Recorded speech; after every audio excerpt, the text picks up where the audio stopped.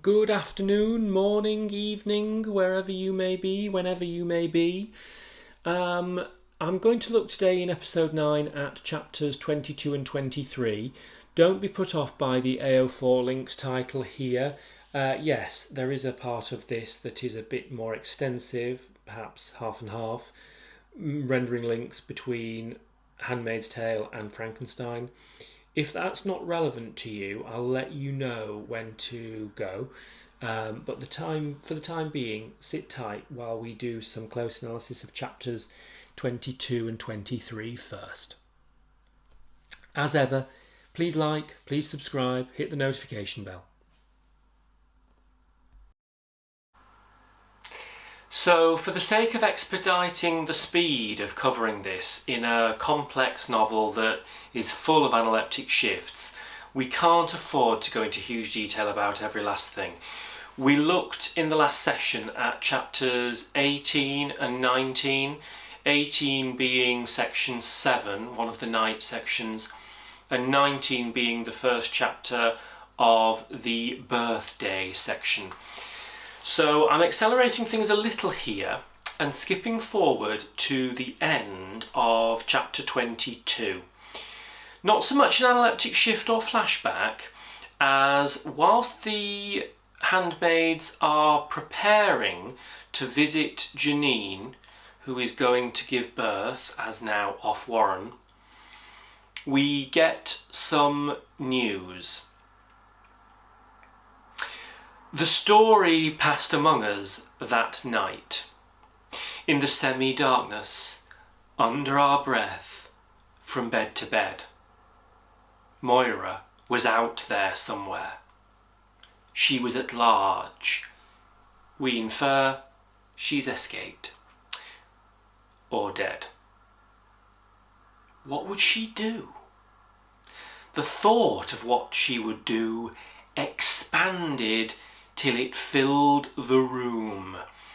Offred fantasises about what her more militant friend might do to rebel more outwardly and actively and violently against this regime.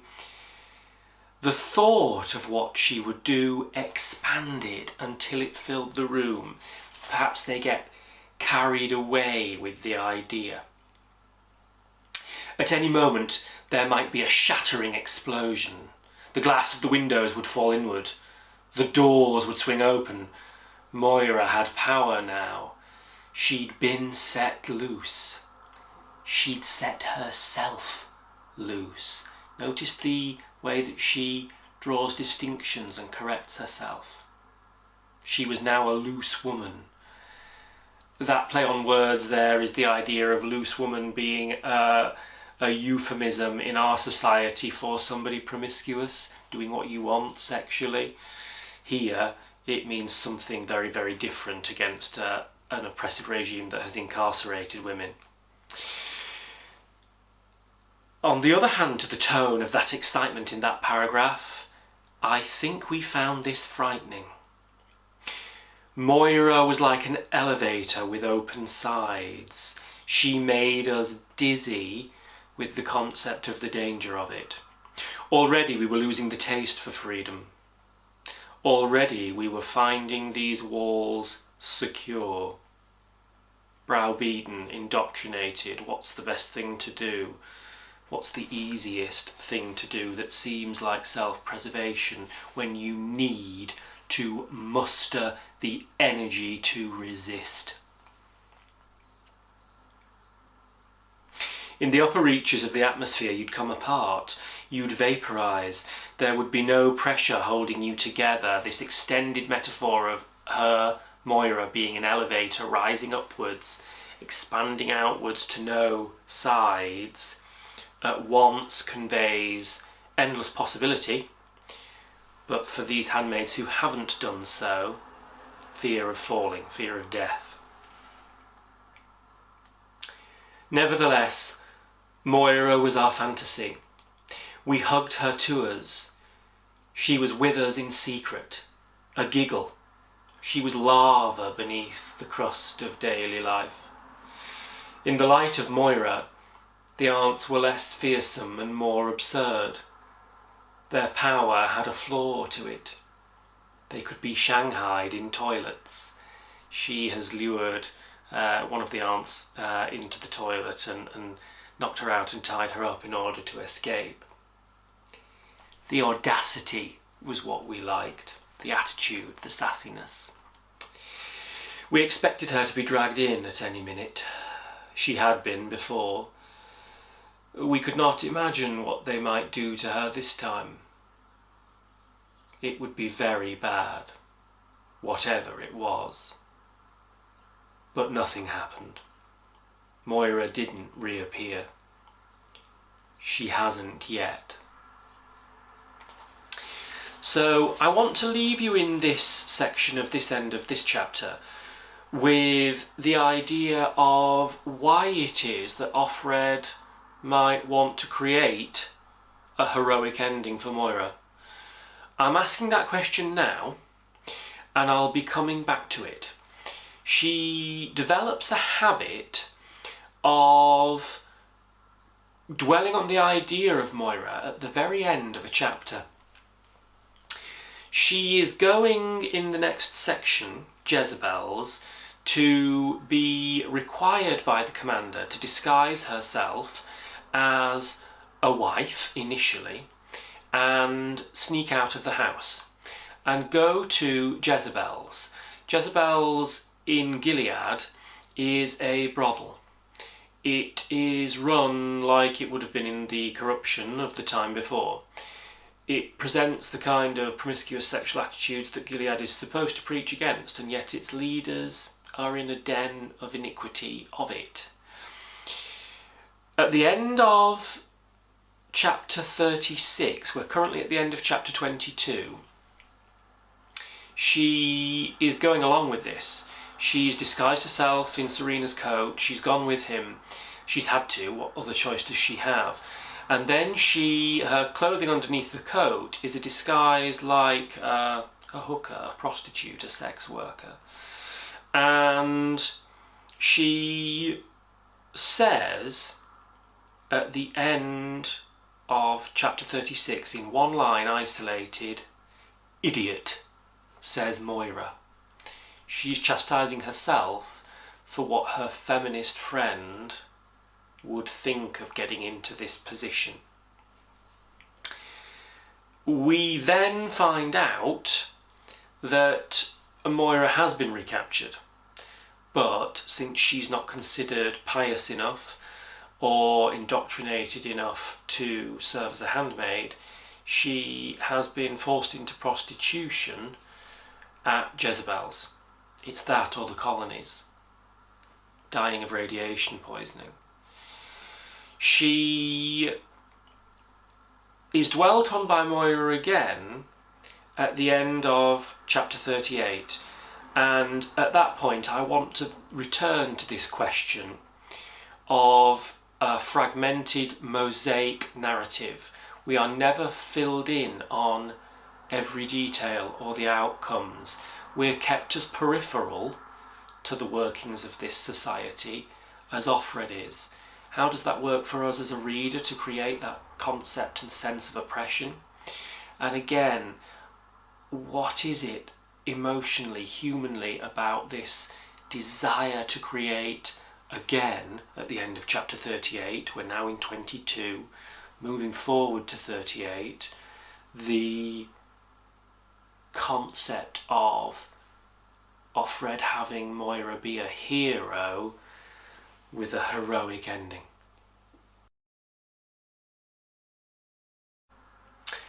At the beginning of chapter 23, we get another allusion, less subtle than the palimpsest image of page 1, of this story being constructed narratively.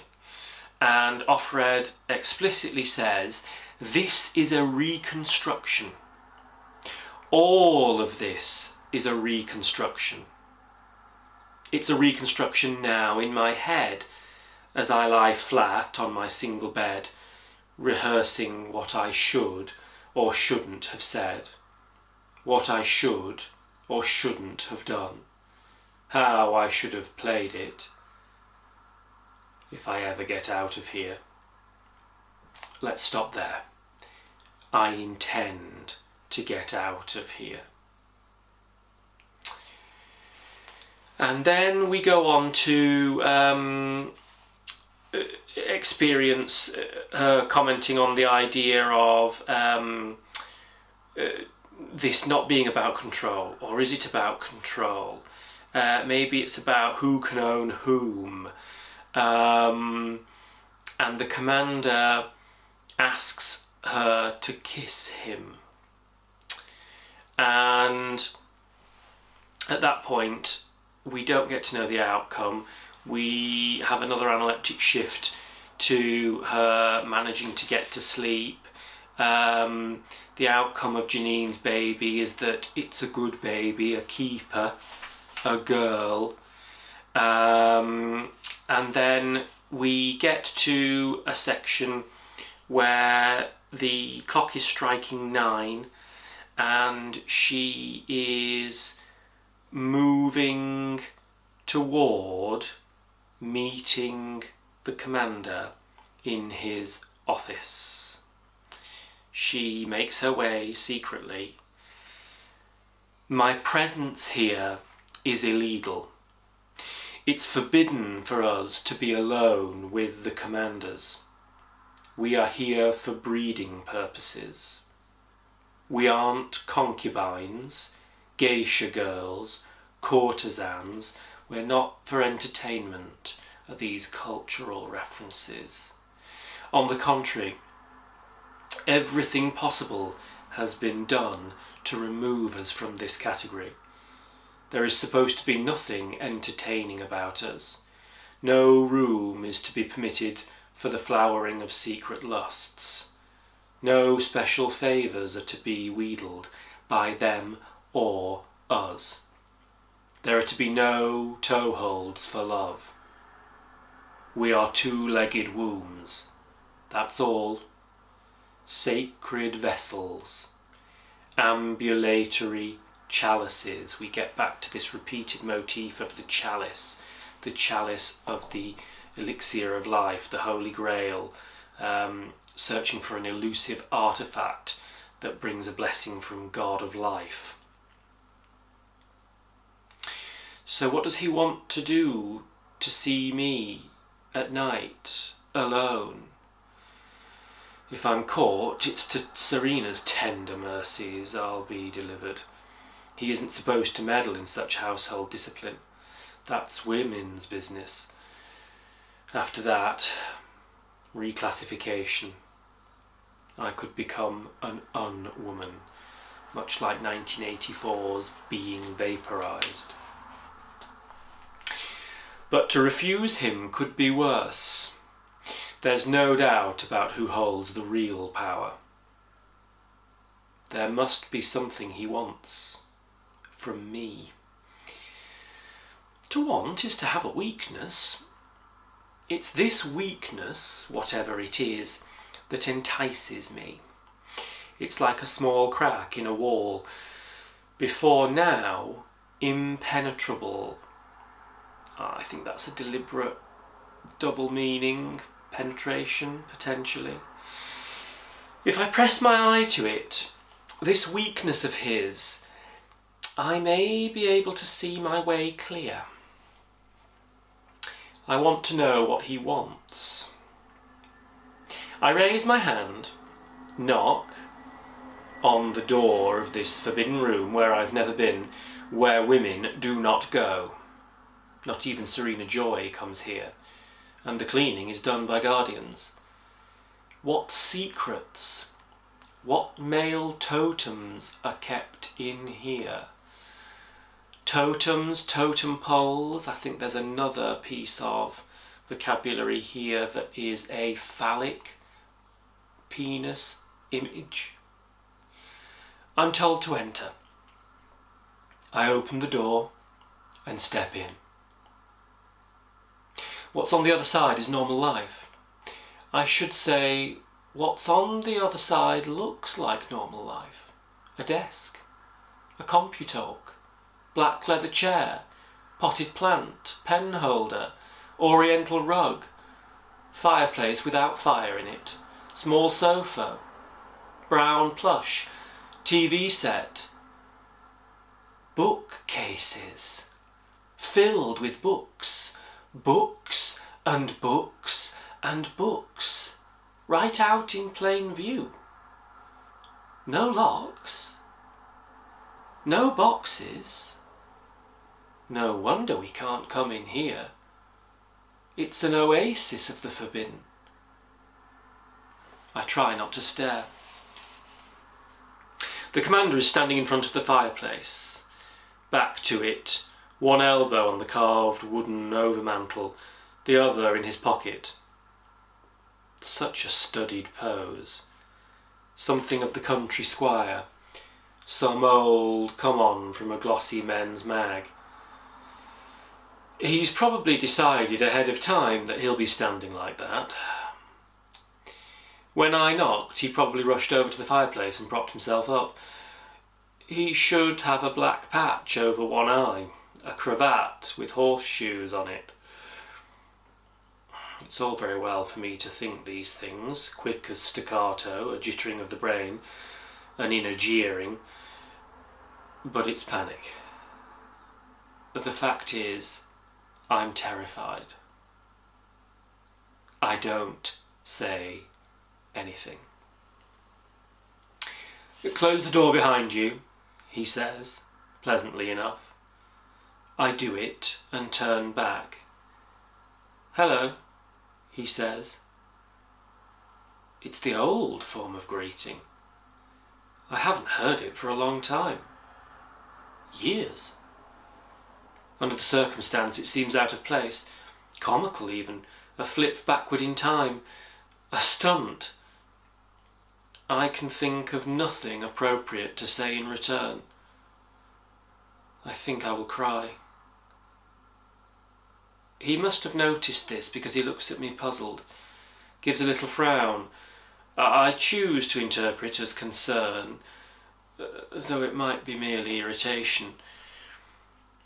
Here, sit down. He pulls out a chair, sets it in front of his desk, goes around behind and sits down, slowly, and it seems to me elaborately. What this act tells me is that he hasn't brought me here to touch me in any way, against my will. He smiles. The smile is not sinister or predatory. It's merely a smile, a formal kind of smile, friendly but less distant, as if I'm a kitten in a window, one he's looking at but doesn't intend to buy. I sit up straight on the chair, hands folded in lap. I feel as if my feet in their flat red shoes aren't quite touching the floor, but of course they are. You must find this strange, he says. I simply look at him. The understatement of the year was a phrase my mother uses. Used, she assumes. Or perhaps she's just getting the tense wrong. I feel like cotton candy, sugar and air. Squeeze me and I'll turn into a small, sickly, damp wad of weeping pinky red. I guess this is a little strange, he says, as if I've answered. I think I should have a hat on, tied with a bow under my chin. I want, he says.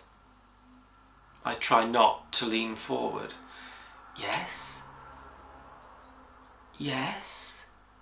Yes? What then? What does he want? But I won't give it away, this eagerness of mine. This is a bargaining session. Things are about to be exchanged. She who does not hesitate is lost. I'm not giving anything away. Selling only. I would like... This will sound silly. And he does look embarrassed. Sheepish was the word. The way men used to look once. He's old enough to remember how to look that way, and also to remember how appealing women once found it. The young ones don't know those tricks. They've never had to use them.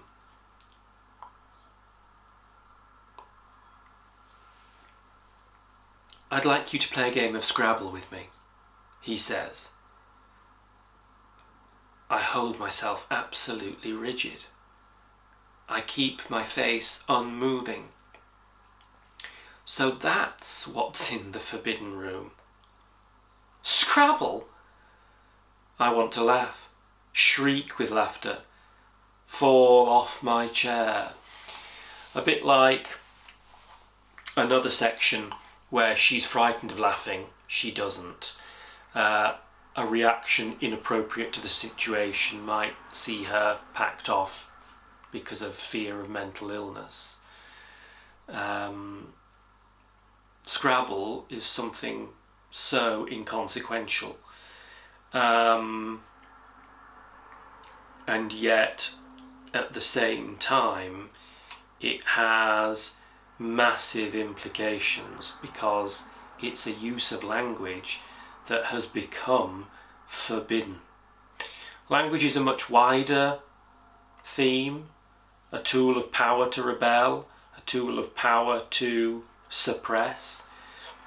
Think of it as a link to Frankenstein as well. Without speech, the creature is unable to communicate and persuade anybody of his human traits. This was once the game of old women, Scrabble, old men, in the summers or in retirement villas, to be played when there was nothing good on television. Or of adolescence, once, long, long ago. My mother had a set, kept at the back of the hall cupboard, with the Christmas tree decorations in their cardboard boxes. Once she tried to interest me in it when I was 13 and miserable and at a loose end. Now, of course, it's something different. Now it's forbidden for us.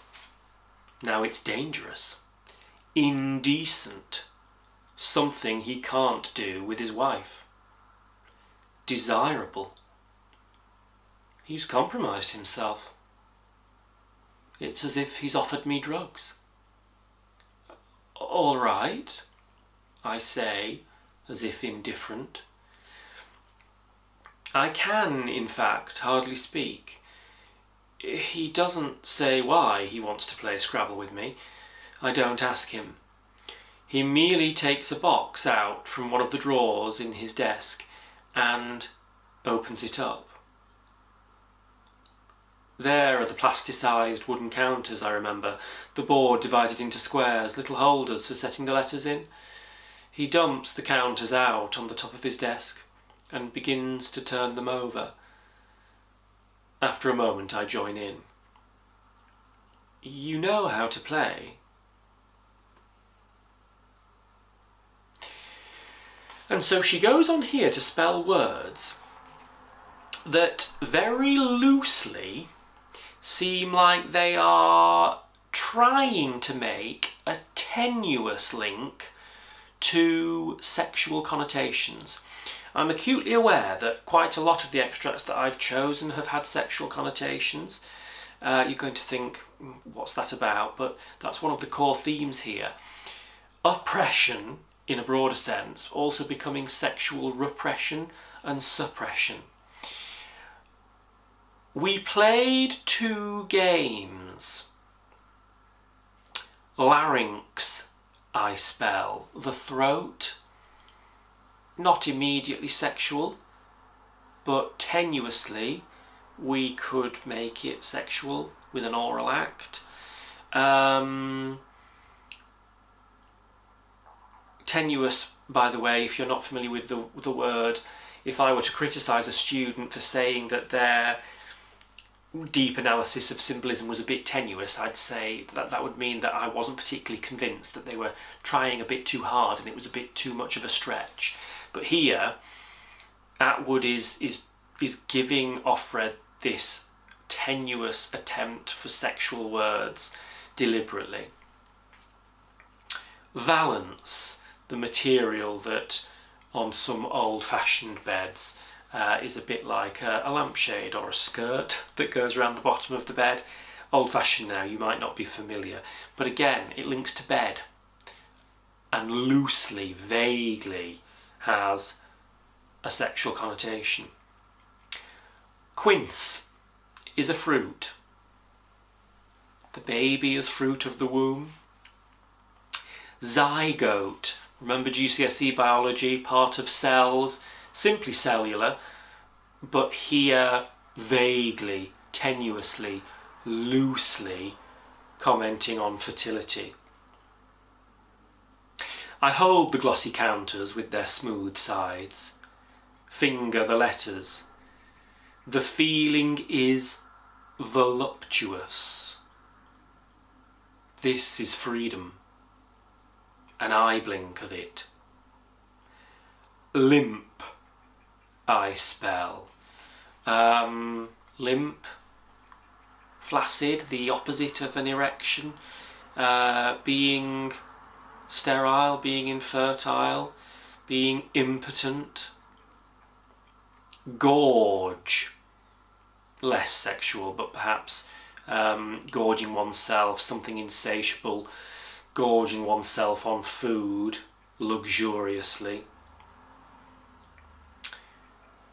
A gorge could be a noun for a valley.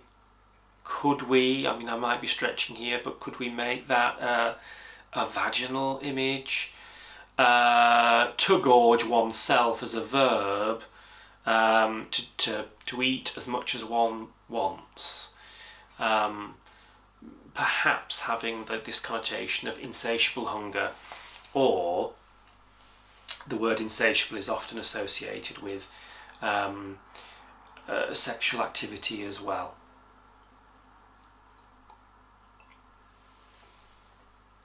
The counters are like candies made of peppermint, cool like that. Humbugs, those were called. She's thinking of old words. I'd like to put them into my mouth. They would taste of lime. The letter C, crisp, slightly acid on the tongue. Delicious. She's considering this indulgent, like gorging oneself when eating. I win the first game, let him win the second. I still haven't discovered what the terms are, what I'll be able to ask for in exchange. Finally, he tells me it's time for me to go home. Those are the words he uses. Go home. He means to my room.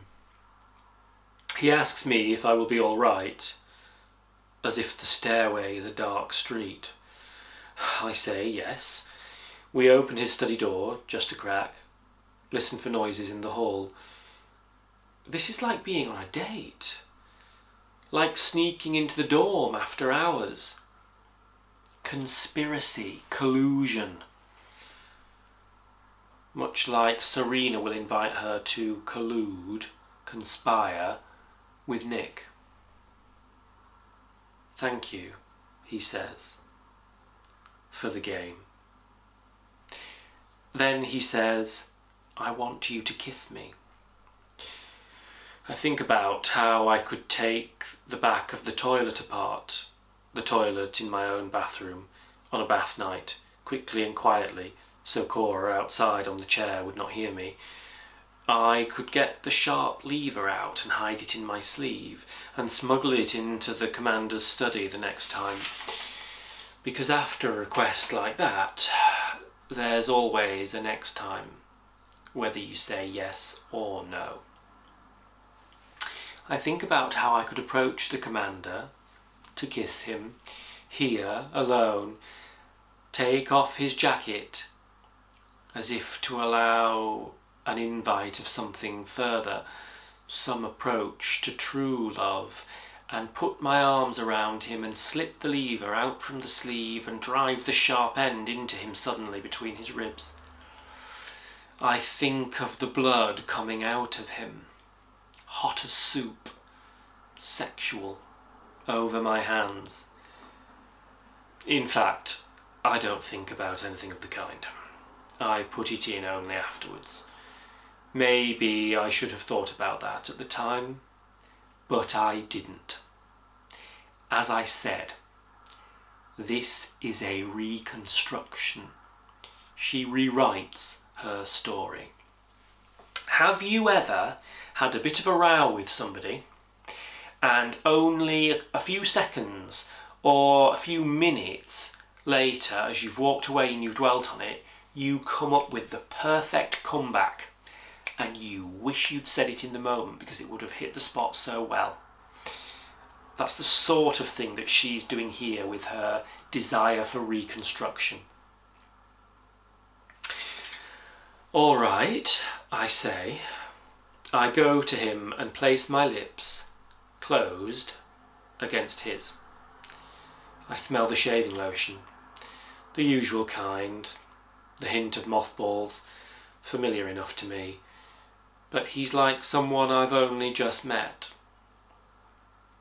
He draws away, looks down at me.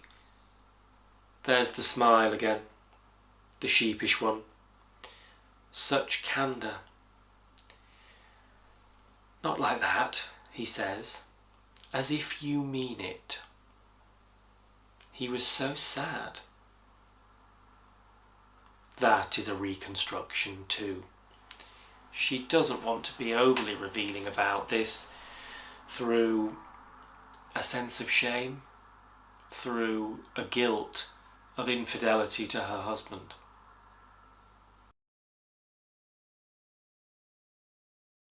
Just a few key quotations here that I've lifted from 23 then. I'll dwell on them for a little while for you to have a quick read and consolidation of them, but I'm not going to repeat them here from the prior reading.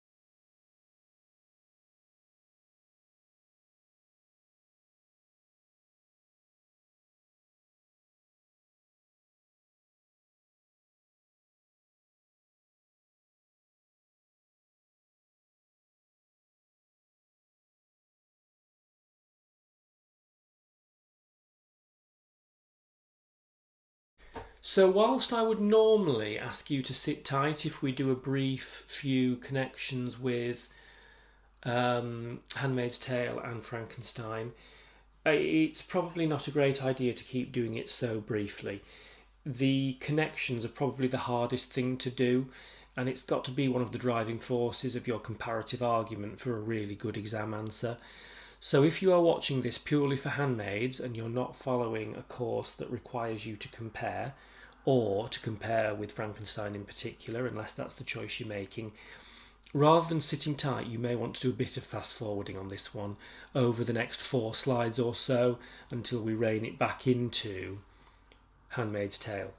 In this case, I want to look at the parallels between the two novels in regard to females femininity, feminism.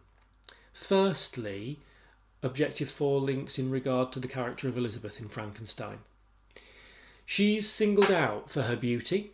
She's lifted from poverty. She's adopted into the Frankenstein household and moulded into the ideal woman, described by Frankenstein with celestial imagery of the angel.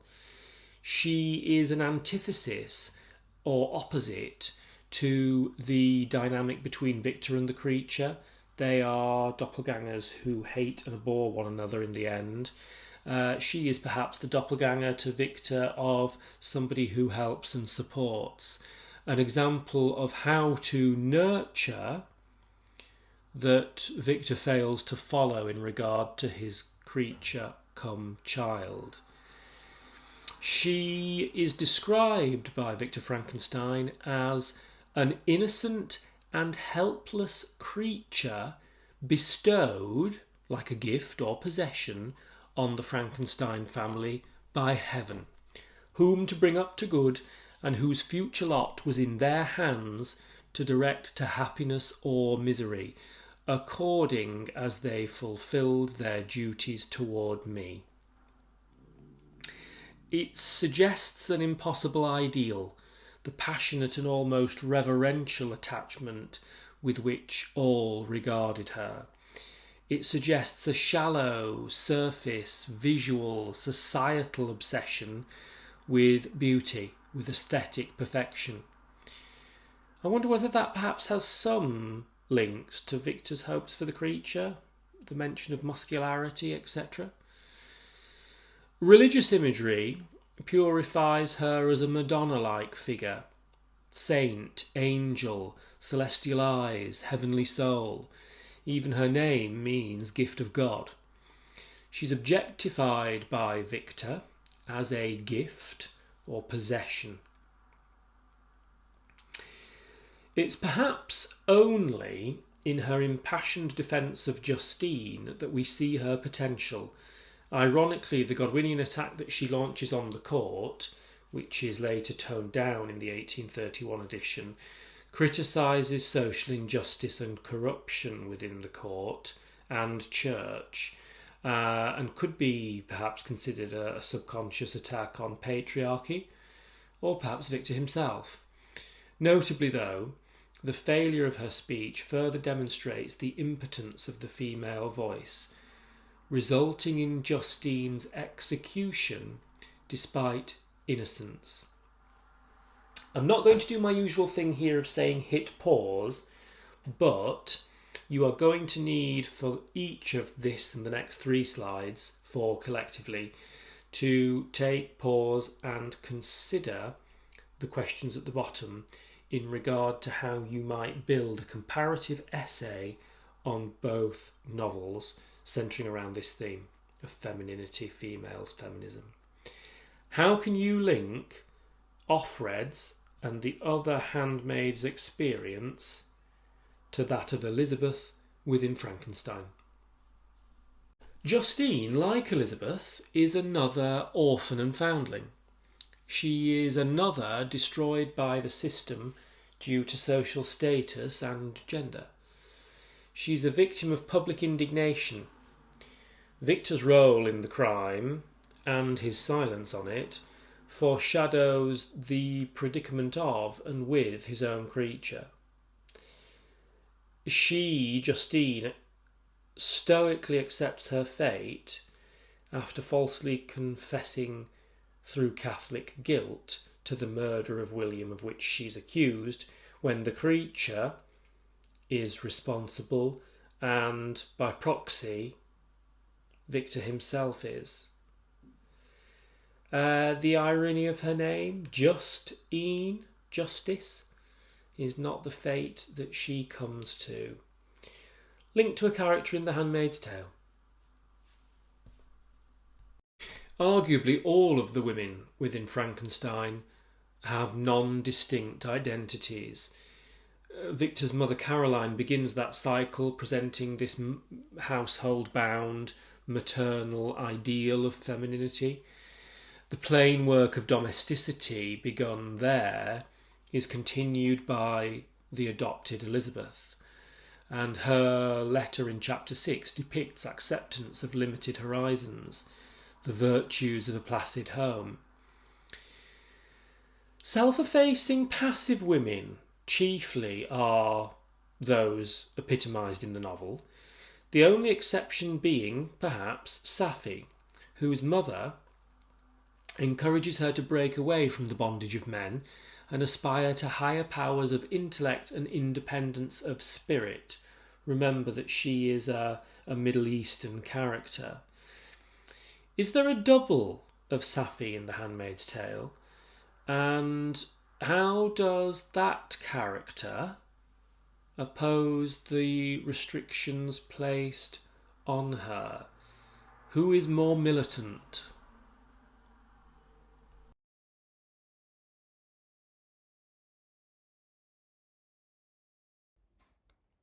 Moira, in case anybody needs a hint. Now, I'm quoting a critical interpretation here on this slide, which is not a requirement of this exam. You cover assessment objectives 1, 2, 3 and 4 in the prose exam. There is a fifth objective on other critical interpretations that you will be required under Edexcel to cover in the Shakespeare exam and in the coursework element. However, remember that for contexts in Assessment Objective 3, you are not restricted merely to contexts of production, the social and historical context of the writing of the novels. You can take that to be contexts of reception. You might culturally look at the association of the image of the handmaids being used for abortion campaigns and pro-choice campaigns in recent years, months, days. In another way, there is nothing to stop you using a critic's interpretation of a text, so long as you really analytically engage with it, even though that's usually AO5, as a form of AO3 in terms of context of reception of the texts, how people have read it. Now, this is a bit of a dangerous game to play that I'm not altogether comfortable with, but it is strong advice that I got in an Edexcel course, particularly pushing candidates for A stars. So long as you do it well, go for it. I'm quoting a critic here, Meller, Anke Meller, but as a word of warning to you, especially when we're talking about feminism here, there is sometimes a subtle misogyny at play, whereby when we quote an author or critic's name, we simply use their surname generally. We're not their friend, we're not their mate, if it's a man. And yet I tend to see people then using full names when it comes to a woman. There's a distinction there that's perhaps an unintended subtle misogyny. So, whilst this may be Anne K. Meller, let's just stick to Meller. She suggests that from a feminist viewpoint, Frankenstein is a story about what happens when a man tried to have a baby without a woman. Victor Frankenstein, the scientist, is profoundly concerned with natural as opposed to unnatural modes of production and reproduction.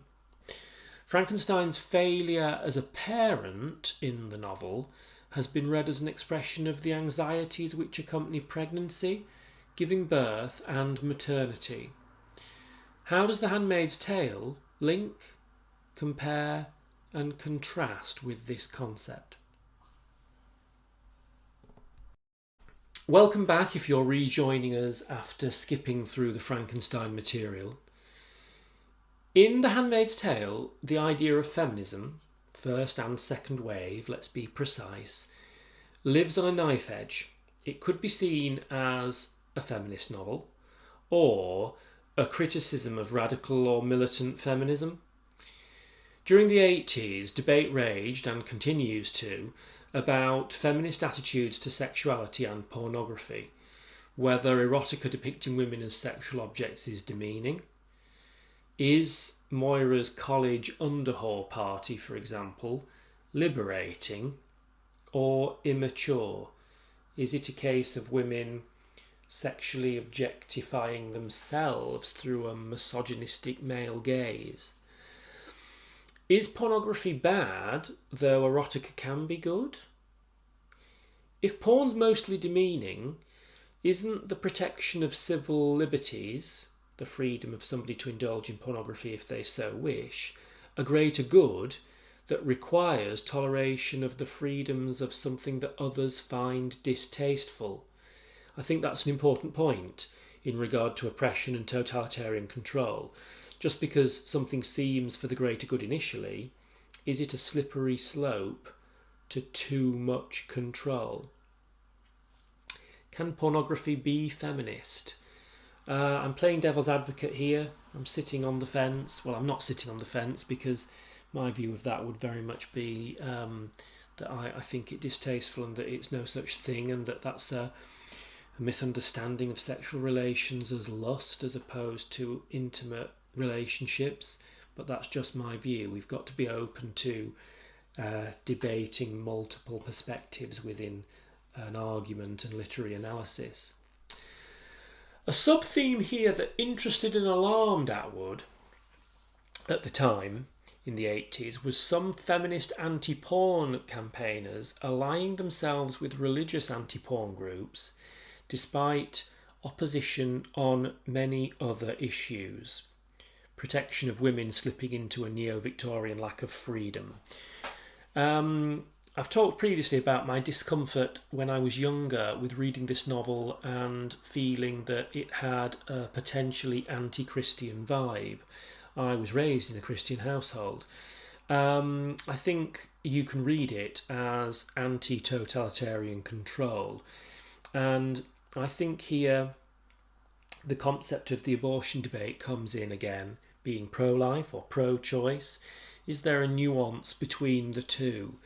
I would very much vouch for myself as being pro-life because of what I consider abortion to be, but I would not seek a society that made it illegal, because the choice has to still rest with the woman, even if I morally judge that choice, depending on the circumstances, that might be medically or as a result of rape, something that is absolutely abhorrent.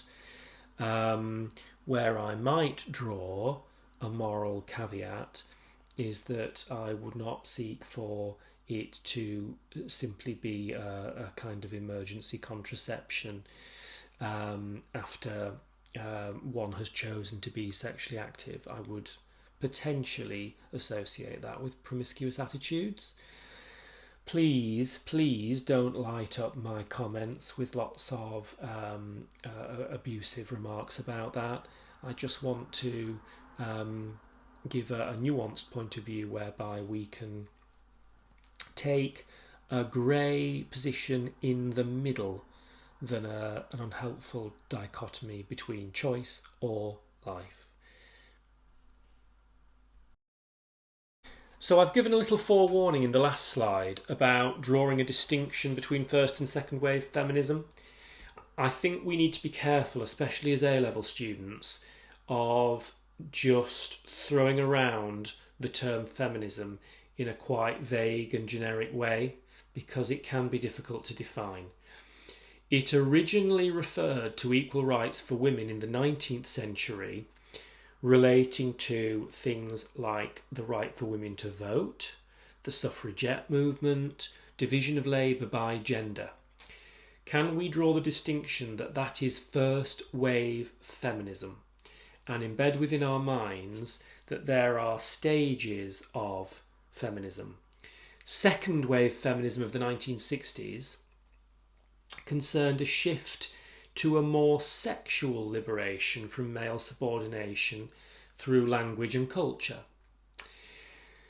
The 80s move us to what some people call third wave feminism. However, you will still get people debating whether such a thing exists at all. Again, a kind of sexual liberation, but perhaps very militantly going beyond the concept of equality and demanding superiority over males. Many felt criticised by feminists for wanting to raise children at home. Think about Offred's mother. That being the case, we still live in a world where if you do a Freedom of Information Act, you might find that a man and a woman are paid the same or paid differently for the same job. If you're a film studies student following the Educast course, which is another course that I've taught, we will look at the idea of second and third wave feminism as a lens through which to read We Need to Talk About Kevin, if that's one of your film choices. I've not put the course together yet, but I may well do in the future. Atwood's use of militant feminist ideas includes campaigns for freedom from pornography and sexual violence. She creates an extreme women's culture, oppressing them in the name of protecting them. In Gilead, this culture renders women categorised by age, marital status, fertility. They're controlled by other women, that hierarchy that evokes slavery. There have been campaigns in the US many times to ban this novel from school study on the grounds of it being anti-Christian, or describing it as pornographic on the basis of depicting women. How do you feel about the way that women are depicted? I've gone down this feminist route at this stage so that you can think back to my readings earlier in this episode. The depiction of hopes for Moira's escape as an elevator, a heroic surge of something at the end of chapter 22. Or the way that in chapter 23, Offred is lured by the commander into a game of Scrabble that becomes subtly sexually charged and results in him asking for a kiss when she can do little else. The Moira character goes on several chapters later to, in Offred's imagined mind, call Offred an idiot for going along with the dressing up like a prostitute and going to the brothel. Does Offred feel a shame in demeaning herself that she thinks her more militant feminist friend would judge? So finally today, a question that you might choose to consider or plan for or even draft a response to. How do your two chosen novels present females and femininity? Or how does the novel, singular, if you're just looking at Handmaids, present females and femininity? It's very, very broad, which might be intimidating, but also gives you the concept of choosing what material you might want to look at. Use this theme as well to bring in the relevant contextual factors that we've discussed today. As ever, if you are finding this helpful, I'd be very, very grateful for you hitting that like button, for you subscribing, and indeed, if you want the forthcoming 2 or 3, 4 or so episodes alerted, hit the notification bell. We'll be moving forward in the next couple of episodes to some really useful close reading. The next episode will make really specific links that you can analytically engage close parallels between language analysis and social and historical contexts. And then beyond that, I want to look at starting to piece together chunks of this very complicated novel of analeptic shifts into an essay or analytical response. Beyond that, I want to do some overall revision and then look at some exam responses in the next 4 or so episodes. Thank you. See you again. Bye.